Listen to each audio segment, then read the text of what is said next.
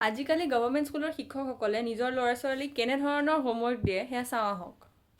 এইটো চাওক, এইটো ক্লাছ 7ৰ ইয়াৰ নামটো কি?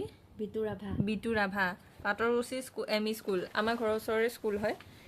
তাক হাফ ইয়াৰলি এক্সামৰ যোনটো ভেকেশ্যন হয়, সেই ভেকেশ্যনত হোমৱৰ্ক দিছে এই বস্তুৰপৰা আঁকিবলৈ। এই মেইন কম্পনেণ্টছ কম্পিউটাৰৰ হয় ন এইখিনি, তো মাদাৰ বৰ্ড এইবিলাক এই বস্তুবিলাক আঁকিব দিছে সিহঁতক, আঁকিব দিছে। এইটো প্ৰজেক্ট, এয়া প্ৰজেক্ট মোৰ বায়ে কৰি আছে, তাই টিউশ্যন কৰে।